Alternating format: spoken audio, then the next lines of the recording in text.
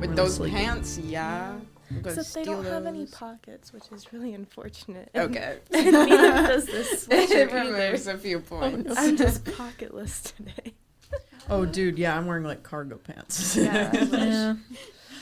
You got could too many. probably find got random just enough. pieces Do you ever of fabric forget and stuff just in sew those pockets? and it would Yeah, I forget things in my Yeah. pockets all the I just time. don't feel like it. With cargo pants, I don't remember like where I'd put it. Yeah. Then it goes through the laundry. The amount of like earbuds that my brother has lost in the laundry. Not like earbuds, but like the noise, like what you put in your ears, like earplugs. That's the word. Mm-hmm. Because he like wears them all day long for work, Oh, wow. and then he just like puts them in his pocket, and then he just And it's got clean ones. yeah, you get like what 100 pack off of Amazon for $5, Mhm. so you don't need. That'll last Yeah, 2 months. yeah. He started putting like a wire connecting them so he wouldn't lose them as often. That's pretty clever.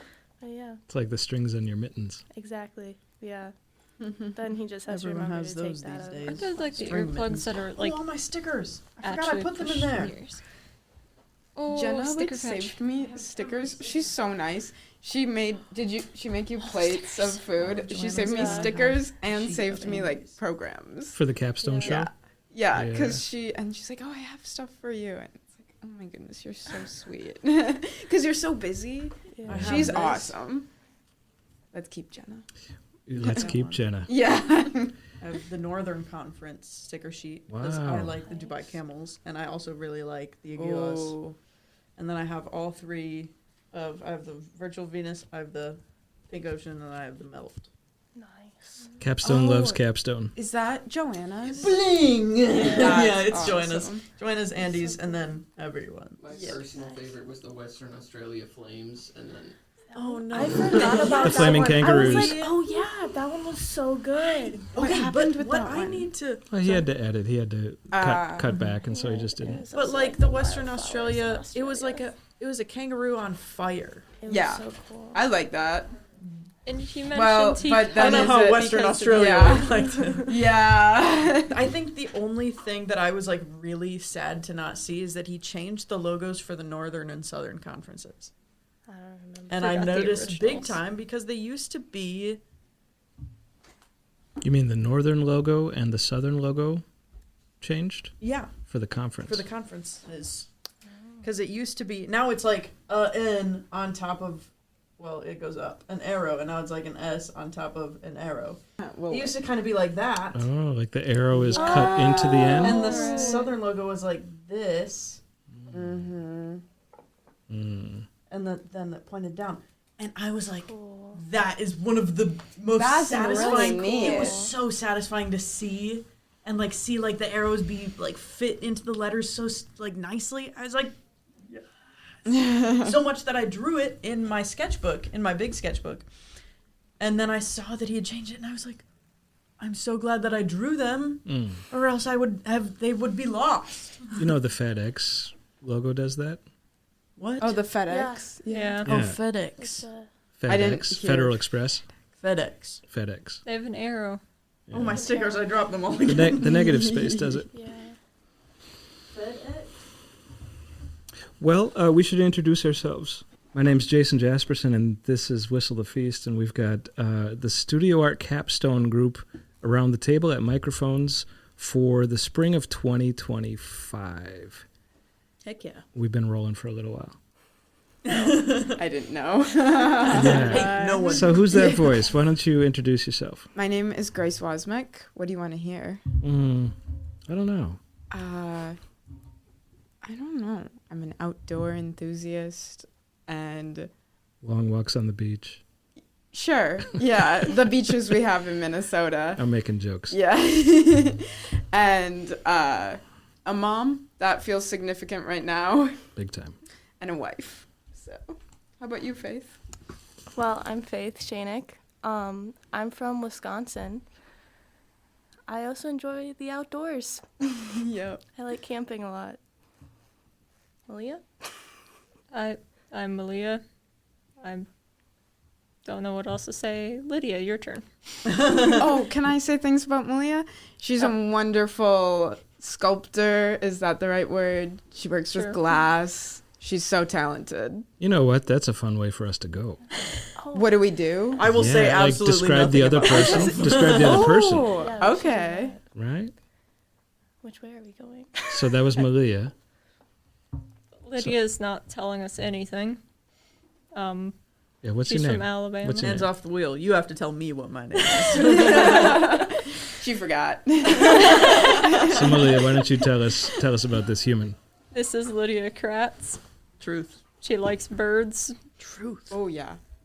She's got a fiance now, Oh my god. so she won't be Kratz for very long. Well, yeah, we'll see.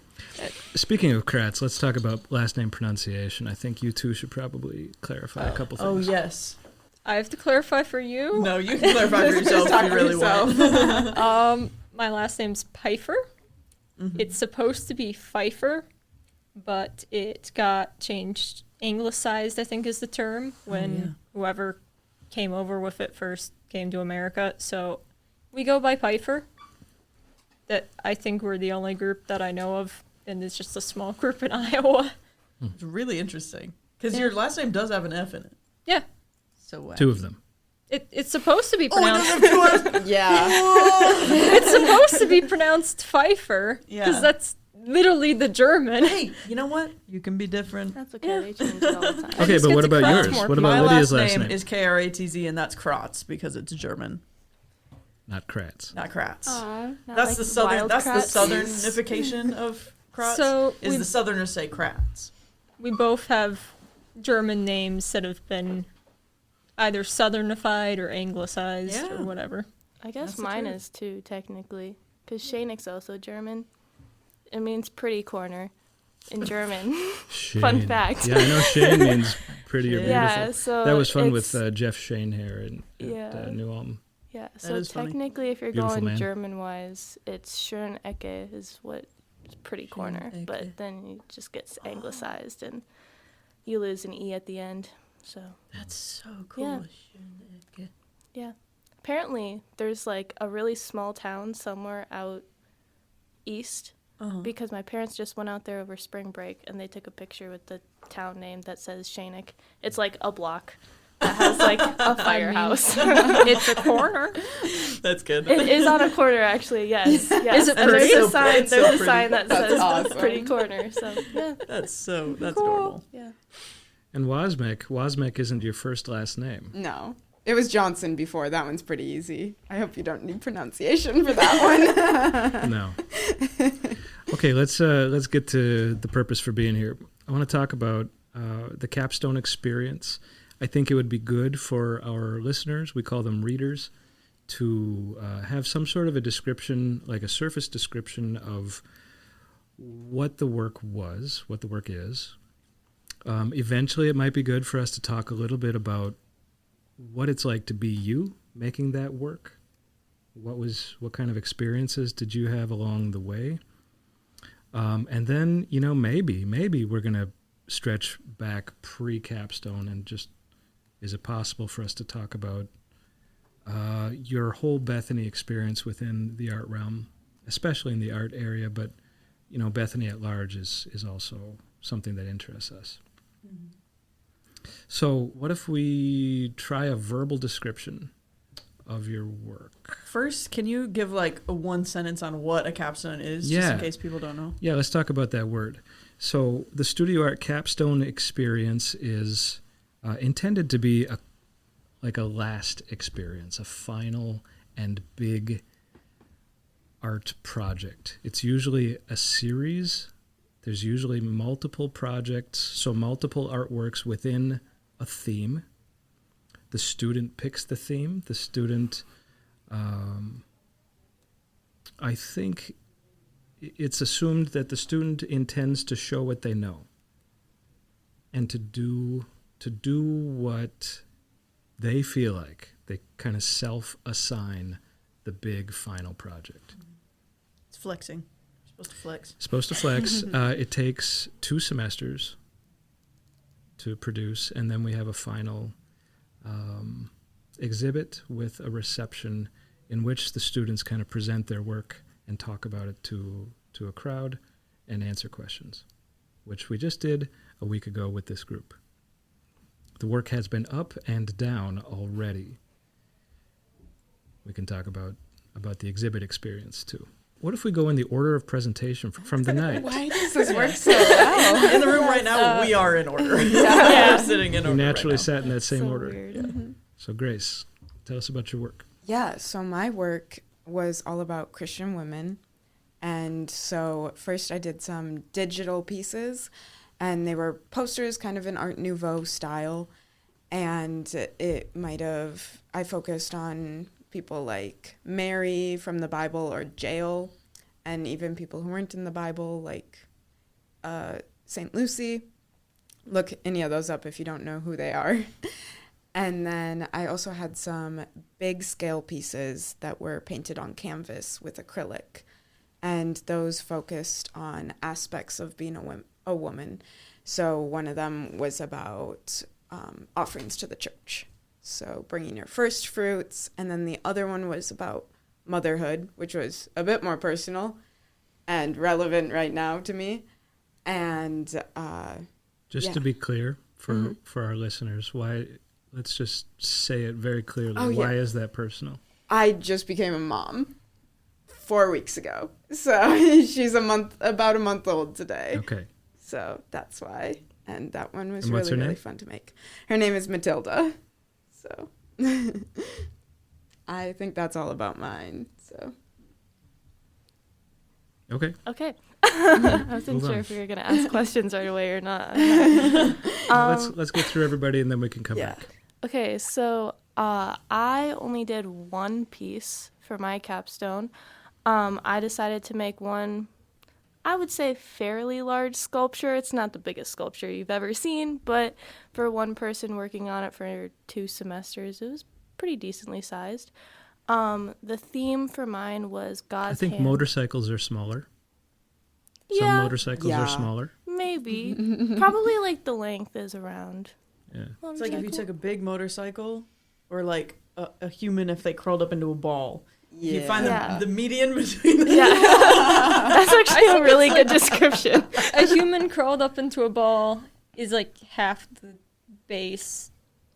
Or like And then you add This is an another one, interesting and then you unit. add like a small I think it could child be 3 for the- curled up I was gonna humans. say, like, if worth you of take volume. one Units of fairly measurement. large person curled up, that's probably about the right So- footprint. Okay, football yeah. player with With a blanket. maybe like a 3rd grader standing up on top. It's about the size of a sleeping Oversized. cow. You know what? Yeah. Maybe we should tell us what it is. Yeah. So funny enough, the theme actually wasn't sleeping people. It was God's hand at work. One of the things or passages from the Bible that inspired me a lot was Jeremiah 29, verse 11. Not going to quote it for you exactly, but you can look it up yourself. But basically just the fact that God is always there for you. He's always providing for you, always caring for you, and that he always has a plan for you. When I was trying to figure out what exactly I wanted to do, the word hand kept coming up, so I was just like, make a giant hand. So I ended up making a hand sculpture. We already established the size, apparently. But the hand itself is 4 times life size. So my dad's hand, my dad's 6'4", so he is fairly tall, so his hands are probably slightly bigger than the average person. But still, you get the idea. And then with that and the base, that's where we land on the size. I made it out of plaster, which dries white, so it's a white sculpture, and then I ended up putting a satin finish on it. Okay. My capstone was a lot of warm glass stuff. I think warm glass is pretty rare, so I'm going to have to describe that. That's a method of working glass where whenever the artist touches it, it's completely room temperature, it's normal. It goes through a stage in the kiln where it could be heated up to varying temperatures like 1400 or even 1700. It can get pretty hot depending on what it is. Fahrenheit or Celsius? Fahrenheit. Celsius. Yeah, that would be crazy. I want to keep the kiln, so we're not going to try it in Celsius. This week on Whistle the Feast, we turn the kiln into a bomb. No, we want to keep our building. I like that building. Yeah. And the campus. So most of my warm glass work was experimental, but every piece that I really showed had a metaphor or an idea attached to it that the glass helped support. Or just the glass made it shiny so people looked at it. Either or. It's your turn. I made 4 large paintings for my capstone. They are... Give us a scale. I will do that. Like how many feet? My canvases were 12 by 9, so that's 12 feet tall, 9 feet wide. So they were pretty big. And I worked on them by hanging them on a big pulley system in the painting room. But my project was called Parable, because each painting was an allegory for a Bible story communicated through nature. So best example, or one example, is my very first painting that I did called Son of Jesse is about David and Goliath. And in the composition, David is represented as a young fawn, whitetail, and Goliath is represented as a mountain lion. So this sort of trend of representing these Bible characters or these Bible happenings as either animals or things in the natural world continues through all 4 paintings. Okay, so given the descriptions that you all gave and what I said about what a capstone is, it's implied that you chose to do what you did, right? The follow-up question would be, why did you choose to do what you did? And I think there's 2 realms that I want you to think about, the form and the narrative. So for our listeners, our readers, form is what it's made of or the shape it is, observable features of an artwork, and the narrative is the story that it tells. What is it about? So I want to hear why, and it does not have to be in this sort of linear order. So when you're ready, just jump in. Why did you do what you did? One thing that inspired me to do just one big sculpture was last year we were just working on the High Cross sculpture that went to the Wells Worship Conference. And I don't know if I definitely hadn't worked on a project that big before. I had mostly just made smaller sculptures, and I think the size of that inspired me for like just picking one thing to focus on. Your other question was... Narrative. The meaning. The meaning, yeah, obviously. Just want to make sure I got that. So, I mean, I kind of talked about it earlier with God's hand at work, always having a plan for you. So with that, and Jeremiah 29, verse 11, just like in the Bible, you see God's hand at work literally throughout every single thing. Sometimes it's very apparent, like Abraham being tested with sacrificing Isaac, and God literally provides a ram for him in the bushes. And sometimes it's like you gotta dig a little deeper, where like God sends Adam and Eve out of the garden and they have to live in a sinful world and deal with everything with sin, but then God provides Jesus. I mean, that one's a little bit more apparent, not quite as like you have to look super, super deep, because the Bible is about Jesus. But just like seeing that God's hand at work is always in the Bible, and then relating that to your life, where, again, sometimes you see, oh, like, God helped me find, like, $3 in the couch cushions when I needed, like, $3 more to pay for something. Or sometimes it's, oh, I was sick and I wasn't able to do this, and that it's not great at the time, but then you realize, oh, if I was like on that flight going somewhere, like that flight didn't make it to that place. So that's like very extreme situations, but just like that idea of God's always working everything in your life according to his plan, and that he does have a plan for you. So that's what my sculpture is really about and what really inspired me.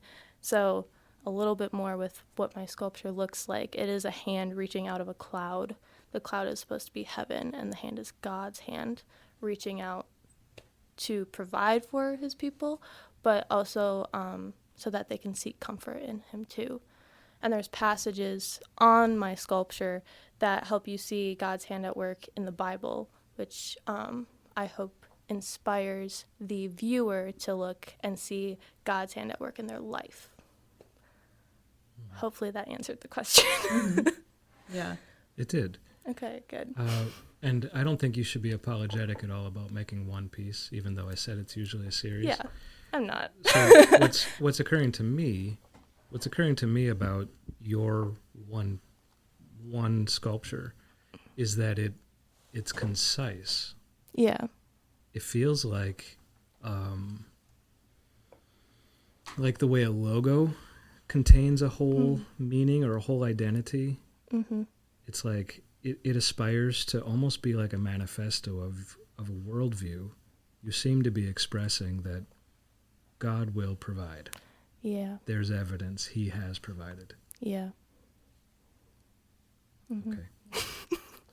All right. Somebody else on why? I'm going to go next because my formal story is pretty similar to Faith's, actually. Cool. So just considering like the point of the capstone and the idea of the capstone being, a buildup of everything you've learned, not only in college but also just in your whole life. I think since I've gotten to Bethany, I've been on the slow path towards big. Apparently we both were. Everyone starts, or I should say most people start painting on a pretty normal scale, like a canvas is like a foot tall or something like that, something little. And I think as I've learned how to oil paint, especially I've learned oil painting while I'm here, my canvases have steadily gotten bigger, but there was a bit of a jump during the lead up to Wells Worship Conference, which Faith mentioned. So the art service here at Bethany, through Jason Jaspersen, the art service was commissioned to do the artwork for Wells Worship Conference last summer. And for that, we ended up doing quite a few very large paintings of different, sizes, and definitely different shapes. And I had the opportunity to work on all of those very large paintings. And I think that gave me a whole new, first of all, a boost of in confidence. Because I had experience working at that scale, and I knew that I was aware that I wanted to work bigger than, just small little canvases you get at Hobby Lobby. So making that jump was definitely nerve-wracking, but it was nice to have other people working on the pieces as well. So when it came time to figure out what my capstone would be, I remember talking to Grace about this on the way back from Wells Worship Conference, and we had a whole long conversation about our capstones and things like that. But that conversation helped me realize that I really did want to do more of these really large paintings because of the very fantastic impact they have on both the viewer and the creator. So while I'm working on them, I was having an experience every time I worked on these paintings because they're so much bigger than me. I mean, I would talk to Jason time and time again about how for so long I had wanted to work on a painting that was larger than my wingspan because somehow it just feels so much more, you feel more connected. Well, I feel more connected to the piece when it reaches past my fingertips. And maybe there's a connection there to prehistoric cave painting. But I don't think I'll go into that right now. I would say a good way to describe Lydia's is when you stand in front of it, you feel engulfed in the world. Like it's like a blanket over you. It's so big. And if you're standing right up next to it, like you don't see the edges of it. It's wonderful. It's a wonderful experience. Yes. Let's go. So after doing Wells Worship Conference, I knew I wanted to work on something big. And I had a couple sizes. I was going between like 6x9 and 9x12. And I knew that if I chose the 6x9, the smaller size, I would just be disappointed about how small it was. So I went with the big size, and I definitely don't regret it. I don't think you've really addressed why your narrative. I haven't at all. I haven't touched on that at all. Narratively, I think narrative might be even more representative of how my time at Bethany has influenced me and changed me than the formal aspects of my capstone. Because in high school, I was creating all the time. I was doing art all the time. But I felt like I completely wasn't able to put any sort of meaning into it. It felt like I was kind of stuck outside of that, or maybe being able to put meaning into your artwork felt pretentious to me. And I felt like I wanted to absolutely stay away from that because it just felt so obnoxious in my head. After about a year or two at Bethany, I was that part of me was really being chipped away, which I am thankful for. But in the moment, it was really difficult and kind of just painful in critiques, hearing people try to interpret my paintings, and inside I'm like, no, it doesn't mean anything, because I didn't want it to mean anything. I was like stubborn and defensive, but somehow, some way, I learned a lot from Jason, first of all, because he's creating this fantastic pieces of Christian artwork, and also from the friends that I've made at Bethany who were also creating artwork that reflected their inside state. I started very slowly and kind of hesitantly experimenting with meaning in paintings, just something below the surface of just the paint. And I think this capstone is me finally totally leaning into that and just letting that take over the piece instead of being afraid that it's obnoxious or pretentious, and just letting it go and letting it be the piece. I feel like are you done with yours? Yeah. Okay. I feel like I should go because all three of us now have mentioned Wells Worship Conference, and that's one of the reasons that I chose how I did mine. Mm-hmm. And I did large scale, but nowhere near as large as Lydia's. Mine is about like 7 feet by 4 feet. And that's large. Yeah. But not compared to Lydia's. And I think my motive was when you have something important to say, it felt like it had to be big and eye-catching. And that's not the case for everything, but in this case, it felt right. And then the reason I chose my graphic design, because we're explaining why I forget the original question. Form and narrative. Form, thank you. And then for my graphic design pieces, I was just really enjoying experimenting with that. And that's one thing, if you ask some people who have graduated, especially in studio art, what they wish they would have done, they say, I wish I would have experimented more. Because college is the safest place you can do that. You have the people there to help you experiment, and you're not maybe in your career yet. So I'm just so happy that I did something new for that. And then for my narrative, oh man, I had this whole thing to say and now it's like gone. Oh yeah, I was inspired to focus on Christian women because when I started at Bethany, it felt like there was a lot of doubt around the capability of women. And whether that's right that we felt that way or what was making us feel that way, but it could be doubt around your impact in the church. Or I even heard girls hesitant that they were going to get a job because they were a girl, things like that. And I just wanted to emphasize just how amazing we are and what wonderful and unique gifts that we have. And I don't think that we should be afraid of embracing our femininity, and that it's such a blessing, not things that we need to back away from. And it can really be used wonderfully. So that's why I chose that narrative. That's all I really have to say. All right. Maleah? I guess it's my turn. I was just sitting back and listening, but now I have to talk. Form-wise, glass has interested me for a little while. I had a teacher in high school that let us do little fused glass necklaces, and that got me interested in it. And then in casting class 2-3 years ago,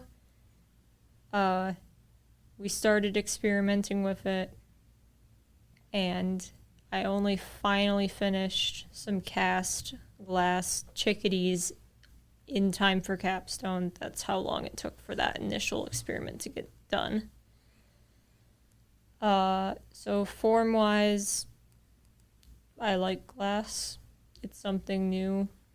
I really like working something that can fit in my hands.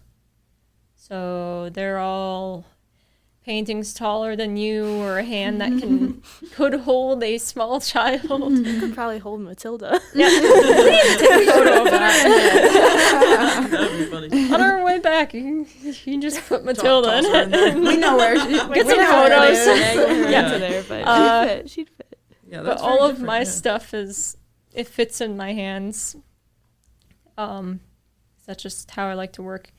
Narrative-wise, the narrative kind of came, or the overall narrative kind of came after I started doing stuff for Capstone.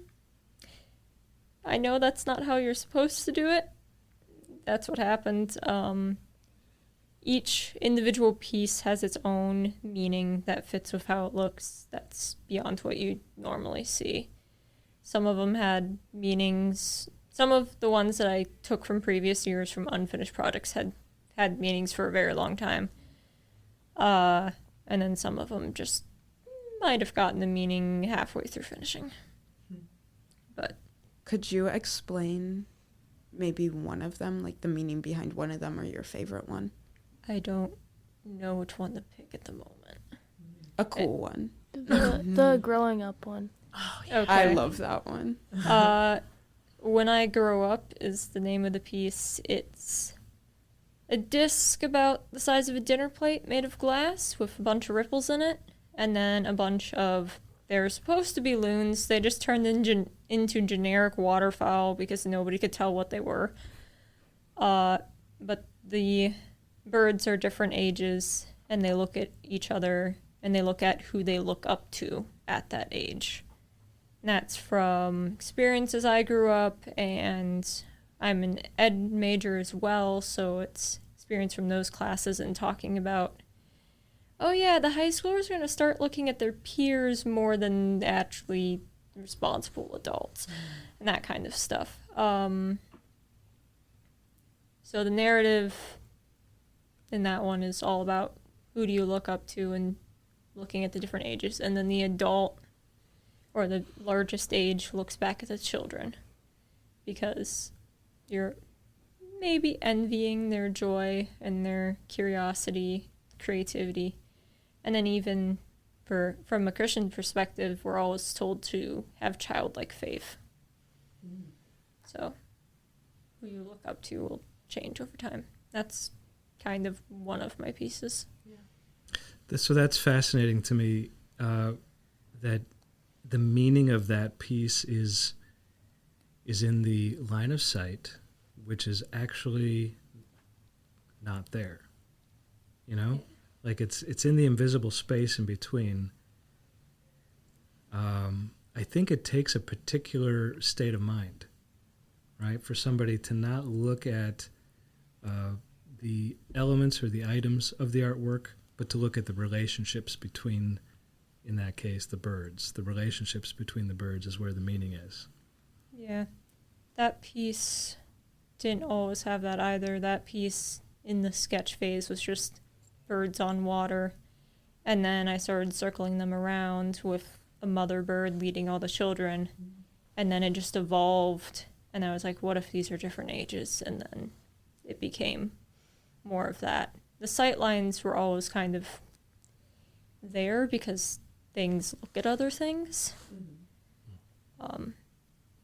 But they convey a lot more meaning in the final piece than the original, which was just baby birds following mom because that'll look pretty. So you're describing an idea that emerges out of trying it. Yeah. And then you get further. Yeah, You started saying the same thing about the whole capstone, that you didn't know when you started. Yeah. Right? And then the idea emerged slowly. Yep, a couple. Like when I grew up, that piece had its idea. Before I started physically making it, had its idea. That was one of the earliest pieces of the capstone. But the capstone overall theme was not established until maybe even the start of this semester. Because I didn't have a coherent one last semester. But it was all just tending towards the same stuff. And how would you describe that theme now? The theme, I did weird wording, so I might mix it up, but it's reflections of life, or reflections of my life. Reflections, because I need to make a pun. Because there's glass. Yes, but it's also reflecting on stuff. That's a good one. Right. On experience and ideas and that sort of stuff. Very clever. I needed to make a pun, okay? I threw out so many bad like ones as well. Well, and I want to express. So you say you have to make a pun. I want to express that I'm very satisfied with how this group of 4 are able to lean into your peculiar personal stances on things. It was really cool to have a capstone show with very different scales, mediums, and at the same time, unlikely and satisfying that you're all bound together in your faith. The fact that thematically you found that common thread expressed in very personal, different ways. As a teacher, I think that's exactly what I want to see from a studio art capstone. I want to turn our attention to this idea that vision exceeds execution. Sometimes we say this comes from a book called Art and Fear. Vision exceeds execution essentially means we intend to do something. We imagine how it's going to be. And when you try to make something, you try to make an art project, you have to kind of have a goal in mind, but that vision is almost always beyond what we can actually get done. The execution falls short of what we intend. So that's the concept. Do you have a personal experience about that? Can you comment on that idea? I can tell you something that's helped with that. I don't know if this is recommended for artists, but because we're always told to sketch things out and to plan it. And that's a good idea. I'm not a great planner, I guess. And I just jump right in. I have a concept and it's like, okay, go. And in digital art, it's easier to do that because you just start drawing something and you can then move it anywhere on the page. So I think I want to make a poster of Jael. From the Bible. And then I just draw her. I just get going. And then as I'm working, I think, oh, and then I want to add flowers. Oh, and then I want to add her name. And I want to use this color. And then for my physical work, acrylic and stuff like that, I just pick maybe to start with the figure. Just go. And then as I'm going, I think she'd look nice with some lilies around her. And I'm going to add some shadows now. And I never started with this exact vision of how it was going to turn out. I did that with my first piece. And you can, if it's linked or something, that one's called First Fruits. And you can tell that one is uncomfortably tight. And because I had such a vision for it. And then as I went on, I loosened up and it went better. I want to make you feel seen because I do like the same thing. Oh, thank goodness. Like literally. Yeah. I've realized that I like very much just to start. Obviously with like 3D and sculpture, you have to do a little bit more planning sometimes. Like with my hand, I had to figure out, okay, like how exactly is this going to work with gravity? Like what internal supports do I need? But then once we got that like all figured out, I just went for it. And I think I've been a little too influenced. I mean, maybe not by the ongoing saying of like forming a relationship with your material in sculpture classes. I don't see how you could possibly be too influenced. Plaster in the lungs isn't huge. Recommended. Yeah, that's what it is. It's the plaster fumes. But I just like keep going. I just go with it and just react to what happens. And I mean, I did start with some sketches of like different hand gestures and trying to figure out that stuff. But originally I had the idea of putting images from the Bible that would represent each story that I wanted represented, but then I like couldn't figure out how exactly or like what exactly I wanted that to even look like, especially in the clouds. And then there was one day in chapel where I was like, maybe I do words instead. And then I just kind of like went with that. And I've also found I like if I try and sit down and like think about how to do something, my brain doesn't work. Like Yeah. I can get some ideas out, but it's literally when I'm like sitting there and not even thinking of anything, randomly it'll just like pop up into my head, like shower thoughts or like driving thoughts. Mm-hmm. And so again, it was another day in chapel. Yeah. Whereas like, because I had the idea of doing letters or like words instead of like depictions through different imagery. But then I was like, okay, how exactly do I do this? I was like, try and carve into it because that's what I had done before in the High Cross. We carved letters into it, but then like just trying to figure it out. And also I know that carving letters takes a lot of time. Mm-hmm. So, which I could have like thought through and cut out enough time to do that. But then I was like, oh, what if I do a positive instead of a negative and have the letters jump out? And that's what I ended up doing. But I'm the same way. I just go for it and react to what happens. And I mean, it's worked like, for me so far. We'll cross that bridge when we get there. Exactly. You know, yeah. I'm going on a trip. We'll see what happens. Yeah. And also, plasters, like, if clay, water-based clay or oil clay is a lot more forgiving, where it's kind of like you have the option to erase more easily. Plaster, it takes a little bit more, like, elbow grease to try and erase something. You either gotta sand it down, cover it up, try and chip it off or break it off. So, but I was like, whatever. And I'm sure the mentality of planning everything out pays off too.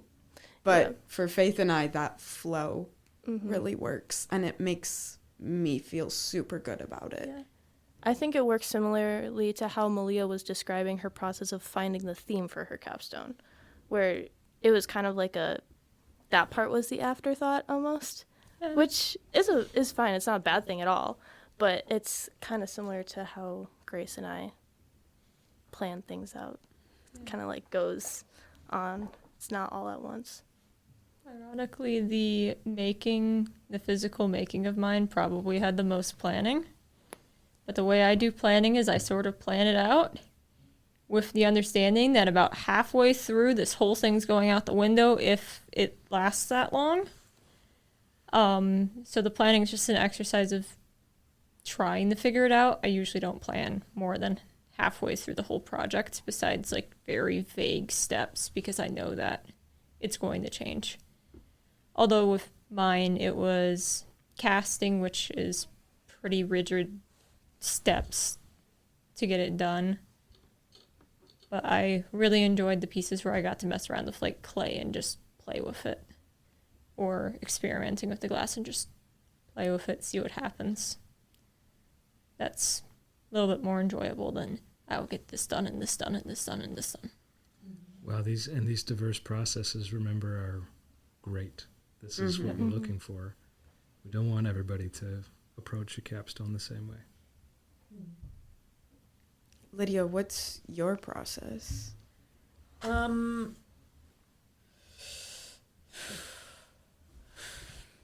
started in August. No. Never mind. I started when I first got to Bethany, when I found out what a capstone was. I was like, I'm going to start right now so that it's super good. And then, like, the summer before my senior year, I was like, I failed. I didn't start early enough. But it was like, no, you've been, like, looking forward to this. You've been, you know, setting yourself up for success and constantly thinking about it. And, you know, that is a little bit of mental preparation. But then once I had landed on, you know, what I wanted to do, I can't tell if I think I plan more than maybe you guys do. And that's great. Yeah. Yeah. It's just surprising because I don't picture myself as much of a planner. But one of my favorite things about the creative process is very basic composition. So I made a list of like Bible stories that I wanted to portray and a bunch of animals that I wanted to paint, which was a fun part. It was like, what animals do I like?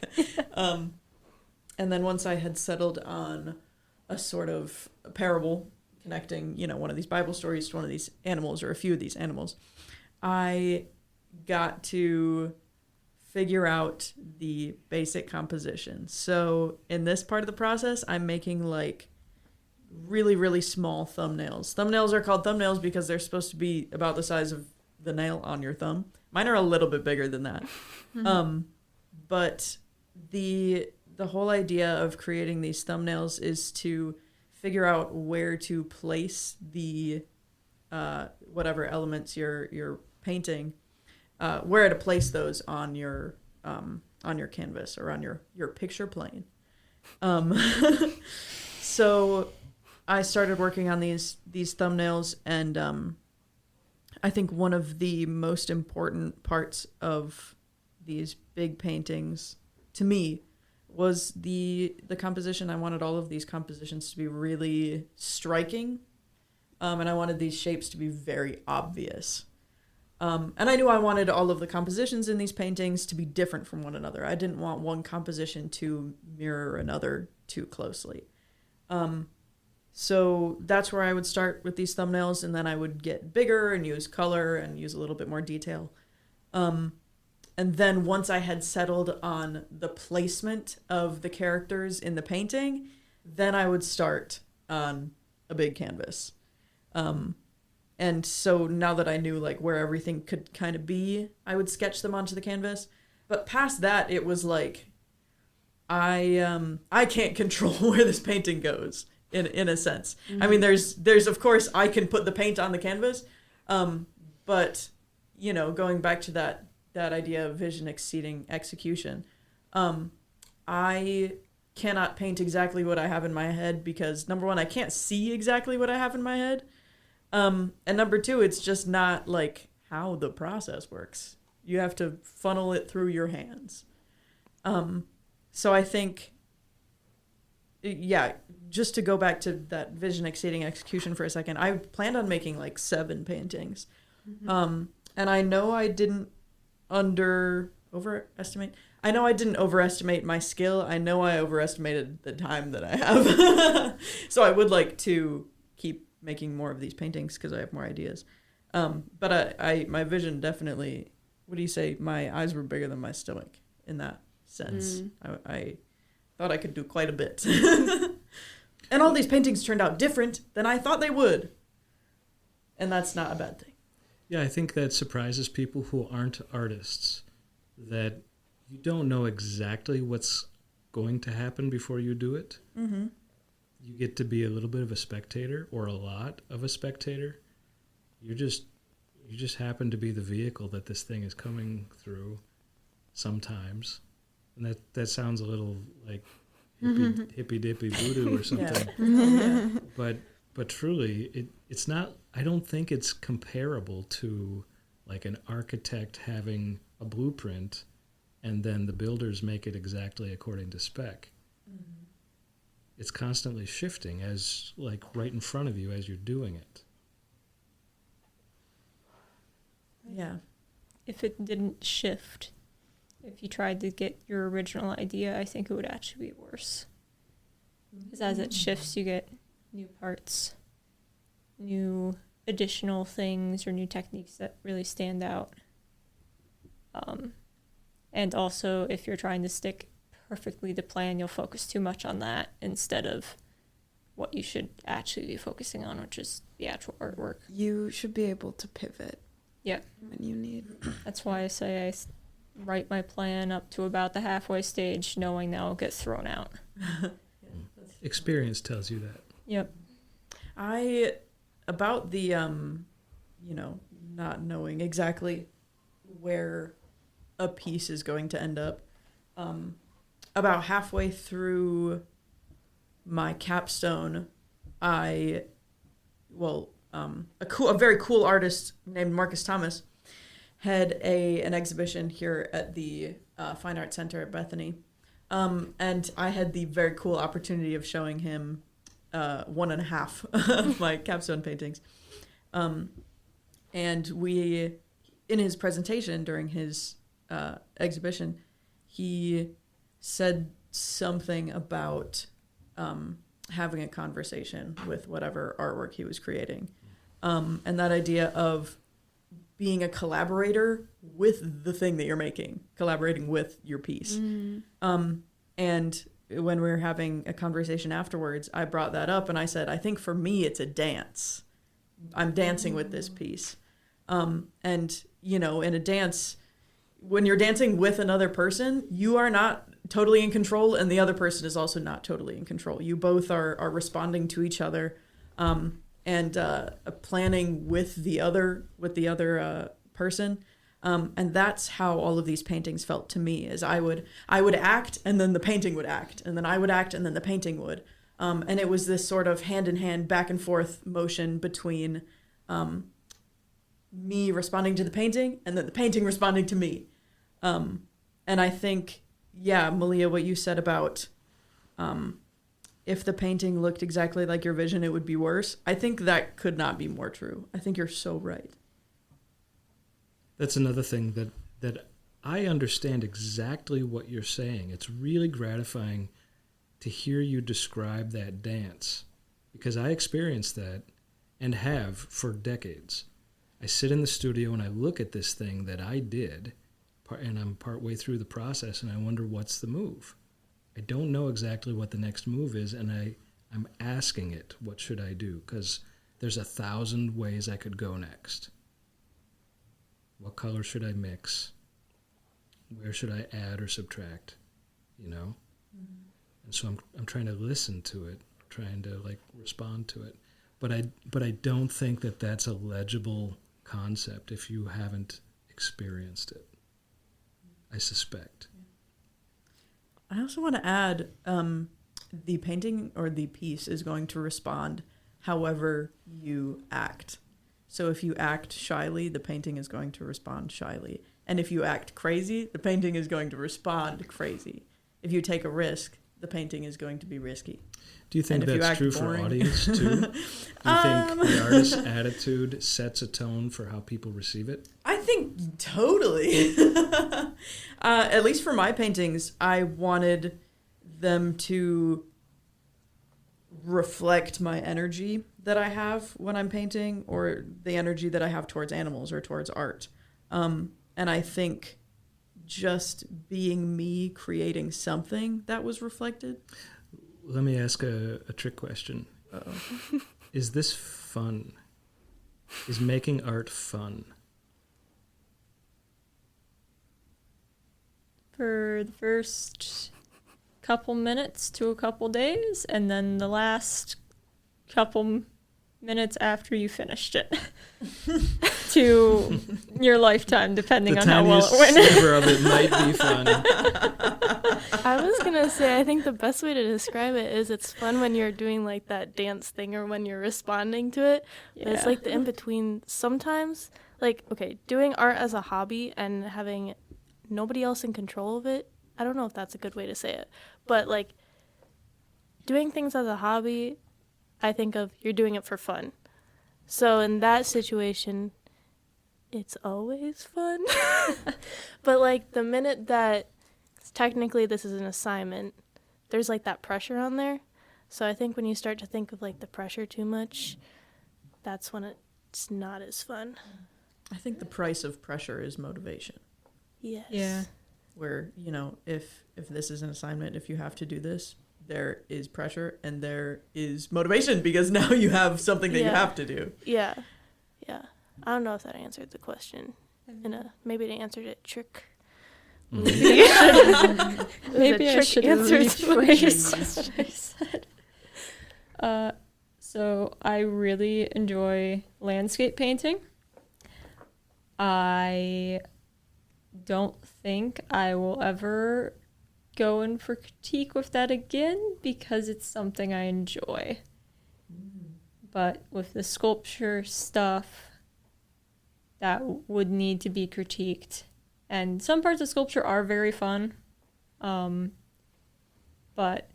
some of it just becomes tedium because the process just takes too long.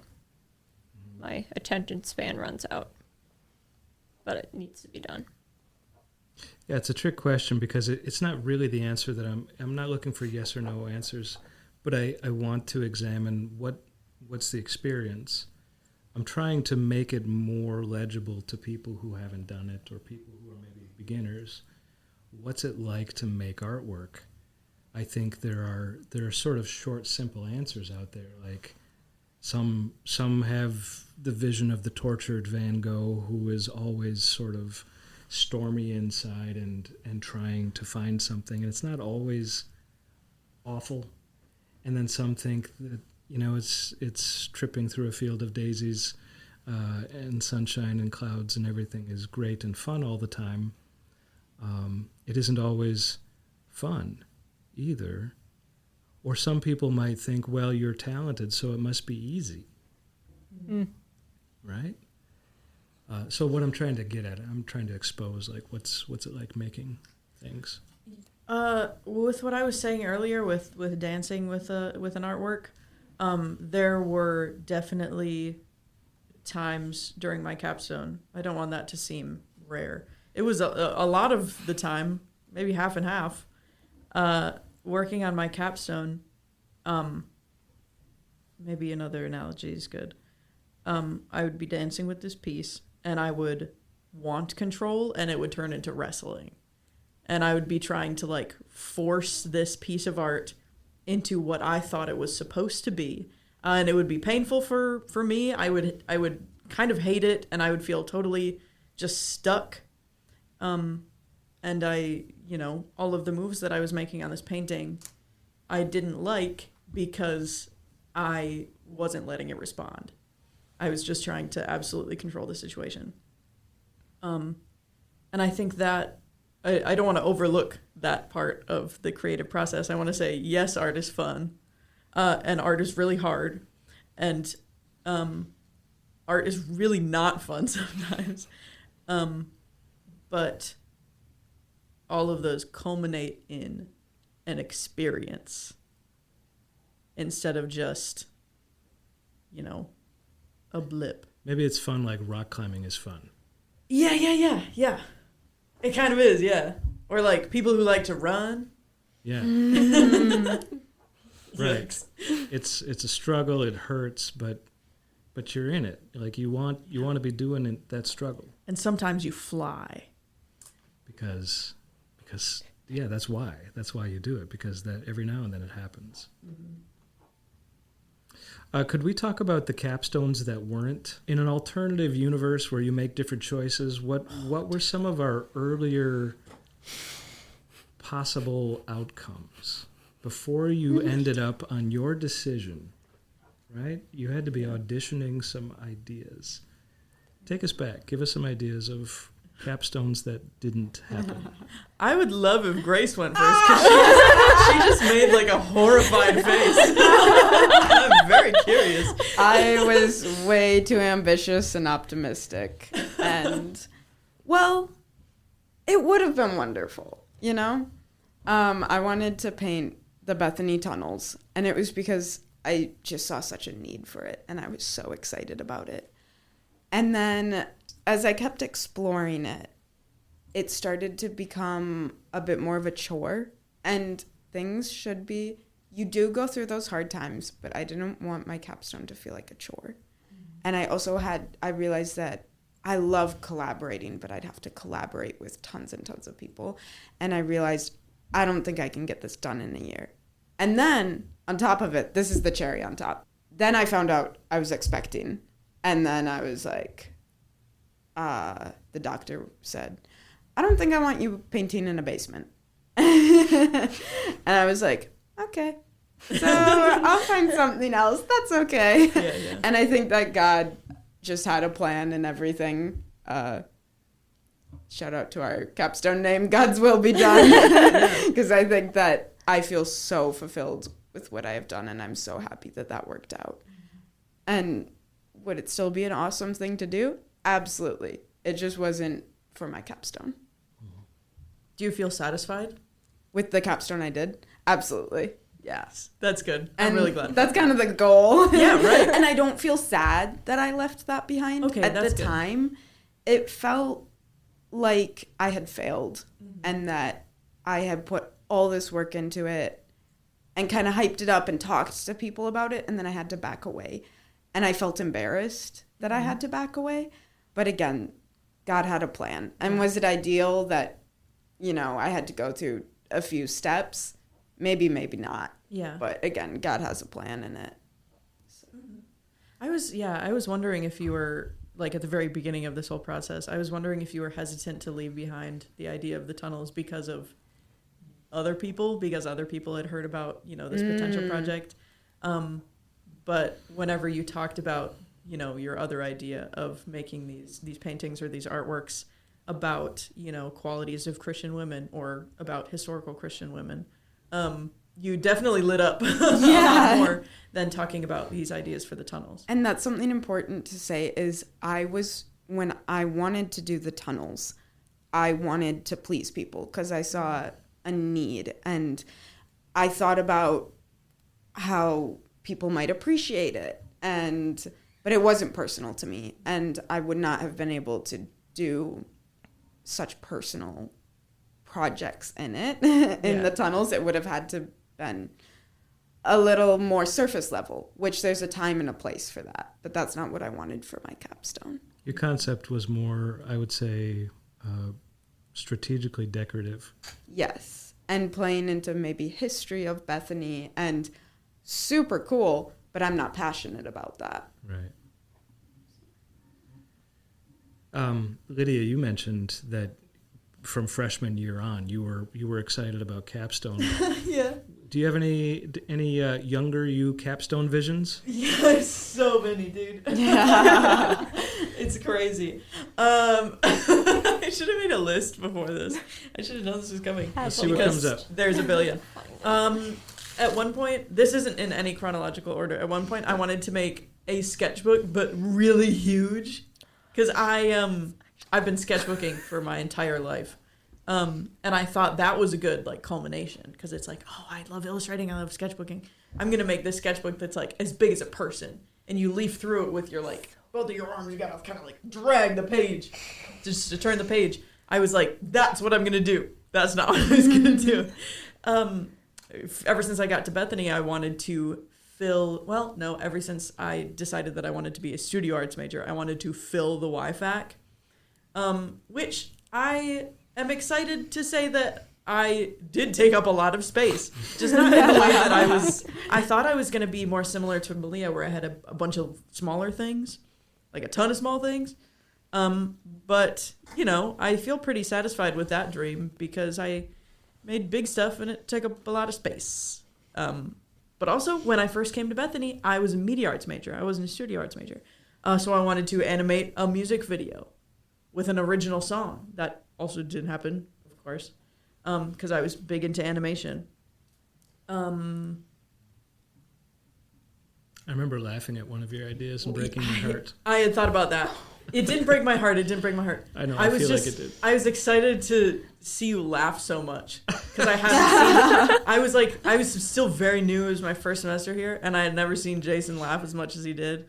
But I was down in the basement of Meyer, and so I had a stained glass phase. I never did anything about it, but I had a lot of plans, and the one that Jason laughed at. I'm this media arts major that really likes animation, and I have this cool idea for stained glass. I was like, what if I made a stained glass animation where each frame was a panel of stained glass? Holy cow. Right. And I was like, wouldn't that be crazy? Wouldn't that be so my cool? God. And Jason laughed for... He, literally, without stopping, laughed for probably 5 minutes. I couldn't control myself. And I was, turning to the other guys who were down there. I was like, what's happening? What is up with this? Why was that? Don't get me wrong, that's ambitious. Yeah. But why was that so funny to you? Jason? Because I think in my mind, she had no idea what that actually would take. Mm-hmm. Yeah. Right? If vision exceeds execution, right? That vision is like, we're going to Mars. Yeah. Right? And she's got a Toyota. Okay, my Toyota could make it to Mars. Yes. I fully believe. Absolutely. But hey, man, if you shoot low, you're gonna get bad, and if you shoot super high, you're gonna get good. I totally agree. It wasn't a mocking laughter; it was a delight. Like, whoa. Okay, yes. She's bright. Yeah. This is cool. Have you ever thought of that before? I have never thought of that. Didn't think so. I have never thought of that. And so it was kind of delightful that it was like, whoa, I didn't know my day was going to have me consider this. Yeah. Have me consider this. There's You never know what a day is going to do to you. Right, yeah. There's a few other things that I'll mention just 2 more. I wanted to do a stained glass sculpture in that same thread. I wanted to do a 3-dimensional... If stained glass was 3-dimensional and very big, I wanted it to be Faith hand size. Well, Faith sculpture hand size. And then the most recent one, I talked to Grace Wosmek about this, in August. Yeah. I will probably still be working with this in the future, but I had this idea of redeeming biblical animals, because there are a few animals in the Bible that feel like they have been condemned, especially in today's culture, to be bad. Like, say, snakes or lions or, big scary fish. But I've been noticing that in the Bible, it's like God makes sure to redeem these animals to say that they are not bad. Yeah. Snake becomes a type of Christ in Moses' hands. Yeah. Yep. Yeah. The fish that swallows up Jonah ends up feeding 5,000. You know what I mean? Sure. It's this idea that, these are not evil. These are part of the creation. So you had that idea, and then you did a little research or thinking about it and realized, oh, God did it. I would still like to do paintings or projects to emphasize that, to say, guys, I need to clarify. The point of the project wasn't to redeem the animals myself. It was to point out that God had redeemed them. Yeah. And so I would still like to do that in the future. But I think the idea for parable was a lot more intriguing to me. So that's what I ended up landing on. Subject shift? Yeah.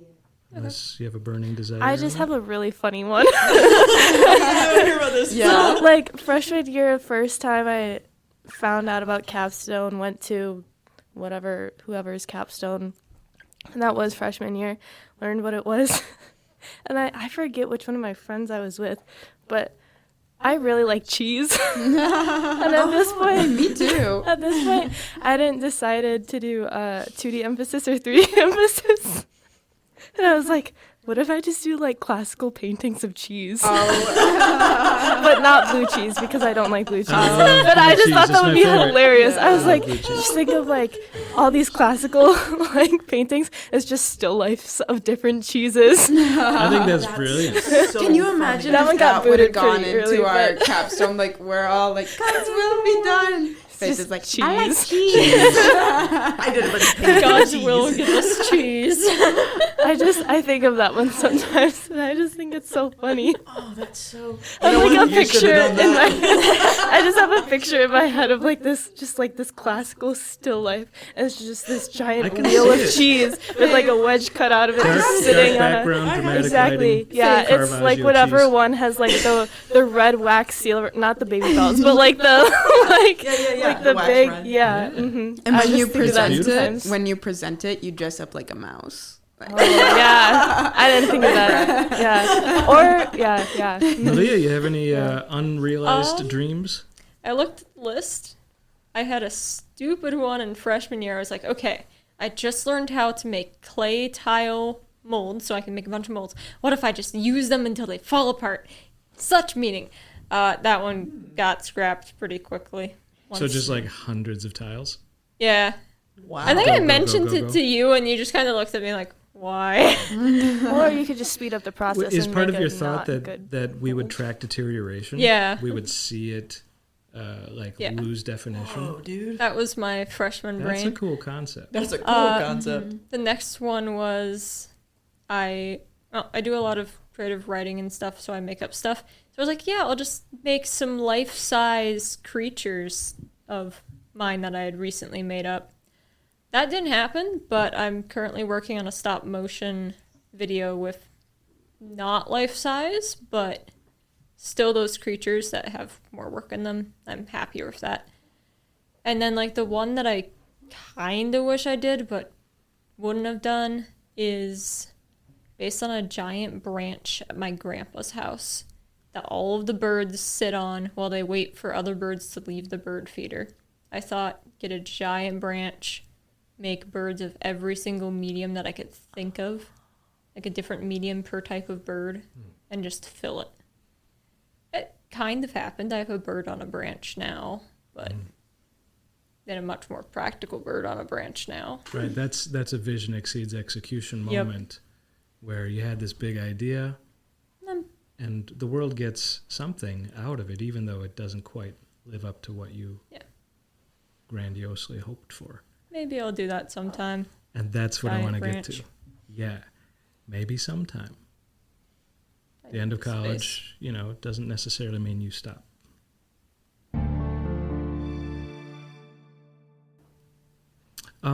Let's talk about the exhibition experience.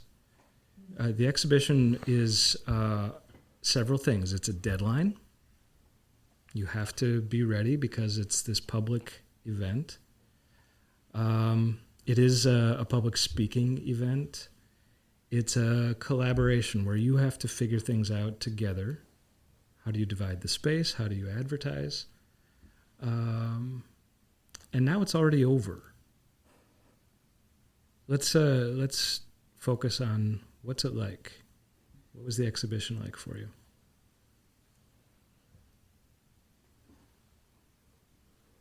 Trying to remember. It's been so busy, I It's been a forgot. whole week. yeah. I mean, isn't it like a thing where you get stressed and you don't get as much memory as you should? Yeah. Or you don't maybe. remember things as well? Just flush it out. Might be. You just don't remember things. It doesn't go in. The exhibition was definitely nerve-wracking. I got all of my pieces together, sort of, the day of, and it had gone up 3 days before. Yeah. And then I had to give the speech, and then that was done. And people apparently liked it. At least acted like they did. I have no idea.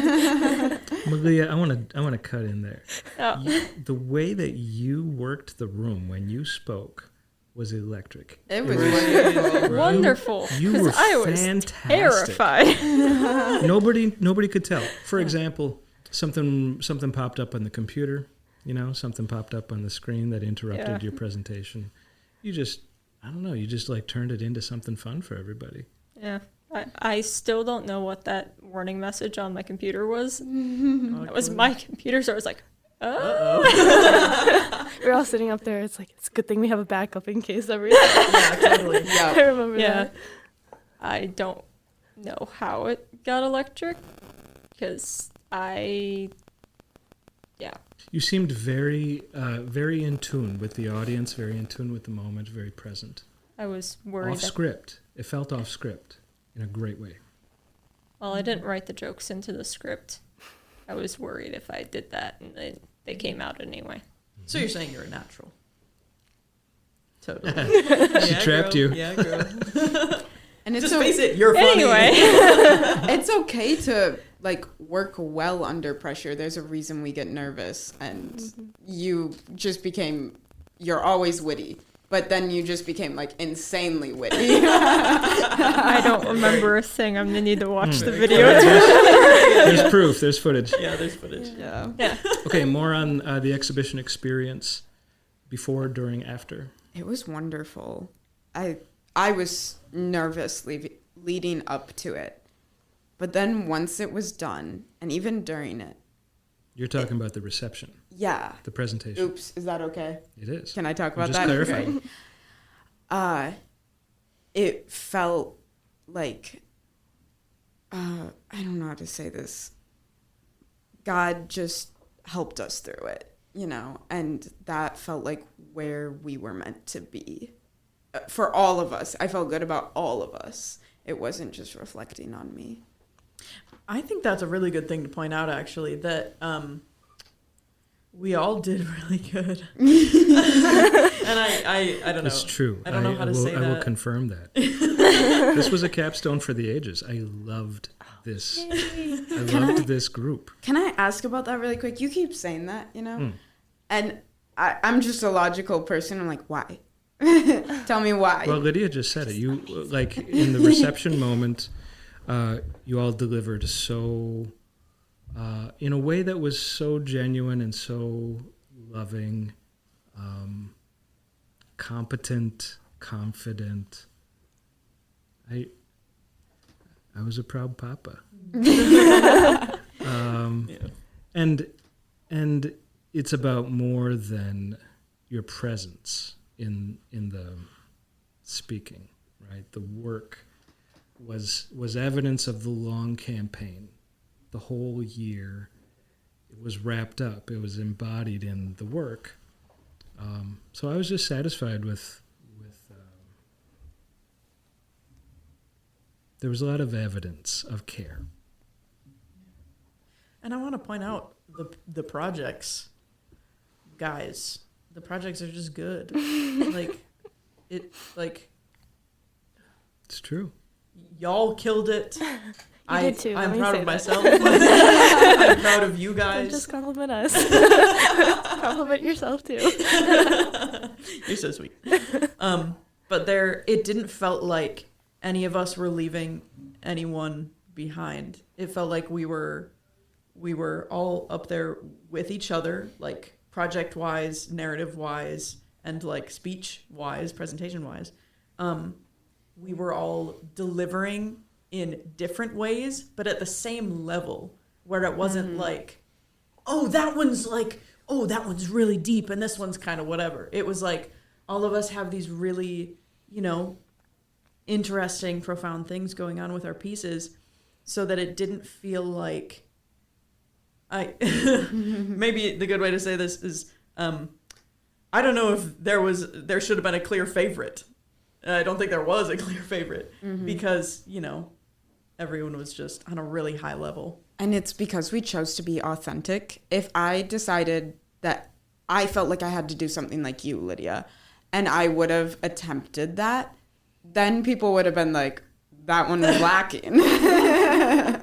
So if we tried to mimic any of us, it would not have gone well. That is key. You're so right. right. Yeah. But we really chose what we wanted. And we were influenced by each other's drive and passion, but we weren't influenced by, I feel like I need to do it that way. And it was so exciting. And it takes a confident group of girls to do that. Yeah. Well, boys can do it too. Absolutely. We just happen to be a group of are girls. I'm so glad you We said need that. more guys in the Yeah. major. We need a confident group of guys. We would love some more guys in the major. Please. I didn't like link the success of all of our, like, part of the success of all of our pieces to, you know, us just being authentic to, you know, ourselves and what we want to do. But that is so right. How fantastic. Yeah. I think we're also all like very genuine people too, which I think helps. And also, I know we kind of touched on this before, but with the difference in like capstones from before, because I remember thinking afterwards too, I'm like, that was good. Like, I was so proud of all of us. I was like, that was good. And I couldn't tell if it was just like am I just saying this because I'm part of it? Like, but I also think that we all kind of touched on different, like, in our presentations of our projects, we all kind of focused on different things to talk about, like different aspects of it. Like, I chose to focus a little bit more on the process. Grace had a lot to do with meaning, and like we all just kind of, it wasn't copy paste the same thing over and over again, which can be great for some shows. Like, sometimes that's just how the projects work. But after going to some of them, I'm like, they get repetitive in a way. And also, I think the way that we all presented worked really well too. It didn't feel like any of us were just had a paper there and we were just reading. It felt like we were actually connecting to the audience. And as a viewer, after going to multiple of these, and having witnessed some where people present a little bit more on a script, which sometimes it works better, sometimes it's just how people present. I always feel more connected when I feel like people are actually genuine about what they're talking about, and they're not like reading off of something. Not having an outline was a huge blessing. And I think that works in some cases. Mm-hmm. And I think it worked very well this time. Yeah. And obviously it's different for some people because some people work so well with having that script and just going off of that, but just my personal preference. I'm glad with our level of preparedness. It wasn't, you have all your papers, you have it memorized. I'm glad we chose to, maybe chose is the wrong word, we might have procrastinated this into existence. But I'm glad that we weren't like so set in stone so that we could be genuine. Yeah. It was very human of us. I remember talking to Grace like 2 or 3 weeks beforehand, and you're asking me, it's like, have we talked about like speeches or anything? I'm like, I'm gonna be honest with you, that's like the week of situation for me. So I like procrastinated that, which I mean I do, but also I was like, I'm already have other things to worry about, and I'll be done with that stuff to like focus on. So I think also not having both of those stresses, having like the same deadline, if that makes sense, because we had to have stuff ready to exhibit that Monday, and we were giving our presentations on Thursday. So if I had to have both of those things done at the same time, I don't think it would have worked out as well. Well, it's not the kind of thing you have to study for. Yeah. Because you've spent a whole year, you know your content. If somebody asks you a question, you just tell them the truth. Yeah. Right? That may be a new phenomenon in your life where you're just presenting something that you're a specialist in. There are times when I'm presenting and I don't have to prepare a thing because I've spent 40 years preparing. I don't know if I mentioned this, I'm also an education major with Maleah. And I think sometimes with someone like with having to lesson plan and teach lessons, I wasn't as worried about presenting going into it. And then the week came and I was like, wow, I'm really, really nervous. But just like knowing what you're going to talk about, or even like just writing something out and be like, oh yeah, I do know what I'm talking about. I don't need to have everything listed out. I think that really helps. Yeah. Because if you think of it, I mean, again, maybe it's just because I'm an education major and this is where my mind goes. But if you think about like you're just teaching it to somebody, it's a little bit less stressful than like trying to help them here's what I did, what do you think about it? It's a different mindset. Can we shift to exhibition layout? Okay. Mm-hmm. How did you guys decide what goes where and how that happens, and what was it like installing? I just went where everyone didn't go. I think You took the leftovers? Yeah, my pieces are all pretty small, so I was even thinking maybe I'll spread my pieces out. They ended up being clustered anyway, because we just had enough space to do that. But mine were the most mobile. I think that sometimes I wish we could say that we laid it out in a meaningful way and so that they could coordinate, but it was purely functional because we had so much. I feel like, and you guys can disagree with me, but it was like, okay, where are we putting Lydia's massive paintings? Well, we don't have too many options, guys. Yeah, I think it was like Lydia and Faith. Lydia, we need the wall space. Faith, we need the floor space. Yeah. Grace and I just picked up what was left. And then I'm like, great, there's an open wall. I'm Yeah. taking it. It's like, hey, there's some open floor. Everything just totally fell into place. Yeah. It was like our Capstone team, maybe with Jason, maybe without Jason, sat down together and was like, so where should we put our pieces? And instead of there wasn't any fight over anything because it was like, where will things fit? And it seemed like each piece was built for a specific space in the gallery somehow. And they didn't conflict. Grace's paintings and her digital art fit totally perfectly on that wall across from the doors. Mm-hmm. And the pulley systems were installed just in time for me to set up my capstone way up high and then, to be brought down low. So that space just opened up. And for you guys, it was like, Faith, you knew where yours wanted to be. I mean, we put the high cross there at the end of last year, and then I was like, well, that seems like a logical spot. Yeah. It was like it fits there, and it's not like there's still foot traffic available. Yeah. So I was like, okay. It's just like your ancestral home. Yeah. Yeah. Yeah. Everything just fits so well. It was so satisfying. Just to clarify, the pulley system, huge thank you to the maintenance crew here at Bethany. They built, designed, installed 5 hoists in the YFAC that facilitated Lydia's capstone, but will be used indefinitely to engage the high space of the YFAC. And we've been working on it for months, but they, every day is them putting out fires around campus, metaphorically. Although recently we had a controlled burn. That kind of forced the issue. Lydia's pieces had to be shown, and I just wanted to make sure that in future years people will see those. They will know about those. Well, this is the origin story of those things. That does make me feel a little bit good on the inside. A little bit. Yeah, where it's the pieces that I made physically impacted this place. Well, sort of had to. So one might say that you did take up some physical space permanently in the YFAC. Yeah. Going back to what you said Yeah, earlier. that earlier dream. 5 big old pulley systems. Lydia's capstone. So I heard Lydia insinuate something earlier. We the group may have, with or without Jason, made plans. That's a topic, right? Whether or not I, the teacher, am present in the capstone experience is something to talk about. What's that like? We didn't really formally meet ever.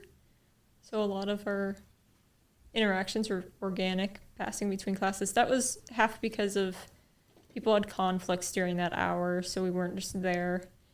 And we weren't expected to be doing anything other than working on capstone during that. So it was like work time, not official.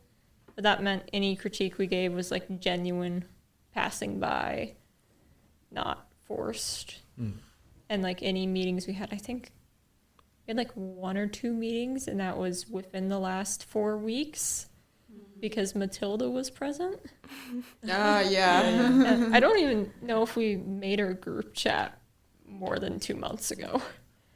But it was just self-organization and it just falling into place. And that was really rewarding. I remember one time waiting, because Lydia wasn't in the painting room, and I loved her painting going on, and literally waiting in the painting room for her to come back and to tell her that I liked her painting. And it wasn't like, okay, we're sitting down for critique, and then we pull something out of our pocket. Yeah. It was, everything was genuine. Well, we had to go out of our way to say nice things to each other, and we wanted to. So part of what's behind my question is that this is a class. It has credit, right? It has a meeting time. But we in the room all know that it kind of doesn't work exactly that way. But can we agree that it worked? Yes. Yes. Absolutely. I want to say, like, Jason, you give really good feedback, and it's always good to have you around for Capstone time. But there also is a really great feeling to just have the four of us there being able to talk about pieces and talk about, the presentation and the planning and stuff. It was exciting to feel independent and not, it was nice that it didn't feel like a class. It felt like, we were all working on this big collaborative project that we were figuring out as a team instead of something that we were like dragged into. Yep. Proud Papa. When I graduated from college, I had some art friends who I exhibited with at local galleries, as if Capstone could be repeated. A group show is a possibility when you don't have enough work yourself to fill a gallery. A gallery just wants to be filled, so it could be several people. Just something to consider for the future. I think the last topic, I think I don't want to take up too much more of your time, but the last topic I would like you to consider is personal transformation. Theoretically, I believe that as you are manipulating matter into meaning, you are also being changed. Making art is almost always it's about changing something. You're taking that dry plaster and, permanently making it something else, or smearing some paint or melting some glass. And this is like that dance on a larger scale. More than just a project, dancing with a project. Is it true? Is it true that the action of making art somehow makes you? I'm gonna write that down. I think I did change, but it was gradual enough that I can't really speak to it right now. I know I definitely changed from what I was like in high school through college. The Capstone did let me think about all the individual ideas that I had for the pieces. Like, one was contemplating the Christian teacher's call. One was kind of contemplating my wish to eventually have children, but since I'm not dating or anything, I don't know if that'll happen. But I got to contemplate lots of little things and come up with what's my stance on these. As for changing, I have no physical changes. I don't think I scarred, which is really good. after a year with glass. I think I only got cut 3 times and minorly, which was great. Really impressive. Yeah. Jumping off the physical change, I inhaled a lot of plaster dust. Yeah, we're on the fast track to lung cancer. I'll come back next week. Nick dies. No, I'll be fine. I'll be fine, probably. Yeah. Anyway, I already kind of talked about it, but especially with this project, with the whole process and figuring out how I work by myself and just realizing that with planning, I'm very much just take the steps as the steps come at you. I don't know if that made sense, but Like Crossing the yeah, bridge. yeah, that's a better way of saying it. And just realizing that I am very much just keep going with the process. Oh, this didn't quite work. Well, can I do something to like kind of manipulate it to work so I don't have to just like break it off? So just, yeah, I guess rolling with the punches and how much I actually do that. So I think that was the biggest thing. And also just like confidence in myself that I actually made that whole sculpture by myself. So yeah. I think that was something that I was about to just say this about Maleah, but then I realized I think all of us have gained a lot of confidence from this. Mm-hmm. Like just being able to assert ourselves and be confident in our ability, and our ability to do what we want. So maybe that's just, ability plus assertion. Got any thoughts on transformation, Grace? I know I changed so much, but I'm not completely sure on what, and maybe that's okay. I think I left my capstone and the whole experience so appreciative.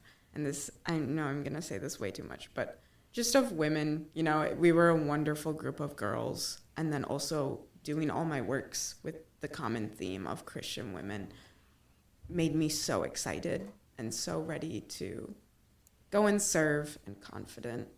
So I would say that's where I changed. I know I'll process Capstone in like a couple months, and then I'd be able to give you a really good answer. I think maybe it's something sort of similar to how being a part of Wells Worship Conference changed me, where it's not really something that's put down in words, but it's something that I can sense, and it's maybe something that other people can sense. But yeah, I know I'm more confident with what I can do, and I know I'm more confident with being able to put narrative into my paintings now that I've had very big experience with that. But I also think there's a big, I feel like I can paint what I want to paint confidently. In a way, like you feel authorized? A little bit. I also just have more, maybe I feel a little bit more free to do that creatively. Maybe I just wasn't, I think I was just kind of blocking myself from that before. And now that I've opened myself up to painting at this scale and painting animals, because I want so badly to paint animals, but I wanted it to reflect my faith. And being able to authorize myself to do exactly that, to do what I wanted, and then being able to see the encouragement at the reception and like the really good feedback that I got, the positive feedback that I got, it's a confidence builder. So now I feel like I'm allowed to keep doing that. Is this lonely work? Not with our group. I didn't feel it, but you guys can disagree. You could always head over to the painting studio and catch someone over there, like mostly Lydia. Yeah. Or Faith. Run into her on the last couple of weekends. We worked together for a little while. I don't think it was lonely. I think if we were alone, we were very focused, and having someone next to us, like me, rambling might not have helped. But we could always join each other and run into each other and talk. I think maybe in a different sense, though, like our group was awesome, but there was this scared feeling that people wouldn't understand. And I think maybe that made me, and I'm sure some other people, feel lonely. A lot of you spent your whole college career leading up to paintings, and sometimes there's doubt in the value of that. So in that sense, maybe it was a little lonely. That's pretty close to why I asked the question. Yeah. I thought you wanted something more. Yeah, I think I understand that. Sometimes it's really tough to, just with the idea of parable, it's hard to get people to think about it in the way that parable will open up to you if you're able to, like, how do you say this? Open up to it? In a way, yeah. It's like you need to be able to, you need to be open to it opening up. So you have to have an appropriate expectation of what you're looking at. Yeah, and sometimes people weren't able to put themselves in the mindset of opening up the painting. Yeah. And opening up to those ideas, and that there's worth in things even if it's not currently gaining you money. Art can bring in money, don't get me wrong, but that's not why we did any of our pieces. Yeah. So. Sure. Yeah. There are other reasons. Mm-hmm. And I think, Lydia, what you're trying to get at is that the visible refers to invisible. Mm-hmm. A lot of the time people couldn't get past, not a lot of the time, sometimes people couldn't get past the visible. Sure. Or maybe they could only get past the visible in a really direct way where they were like, so this means this. And it's like, you need to be able to take in this entire painting as a whole and as an experience in order to actually see what it's about, instead of just trying to, cut and paste this character for this character. It's meant to be a parable as a whole, not just like as a piece by piece. Some things take time. Yeah. This podcast takes time. I think I'm going to bring us to an end here. I am very proud of you. Thank you. And maybe consider, we've heard some stories about when you were younger looking at capstones. Now there are younger students looking at your capstone, maybe listening to this. Maybe people who aren't even at Bethany yet will be doing their homework, studying the 2025 spring capstone show. Cool. Influence is wild. You never know what you're doing. You never know how people will receive it, who actually is receiving, or what you're broadcasting. Mm-hmm. So I think you all can be very satisfied in how you spent yourself and how you spent your year for Capstone. I'm proud of us. Thanks, everybody. This is Whistle the Feast. And that concludes this episode of Whistle the Feast. We hope you enjoyed being a part of the conversation as much as we did. Whistle the Feast would not be possible without all the creative people and spaces at Bethany Lutheran College. And you can head on over to blc.edu to learn more about the college or schedule a visit. If you have thoughts, questions, or feedback, we'd love to hear from you. You can actually send any feedback about the show to feastreaders@gmail.com. And hey, if you've got a project you'd like to promote, we'd love to support it. Just send your details our way.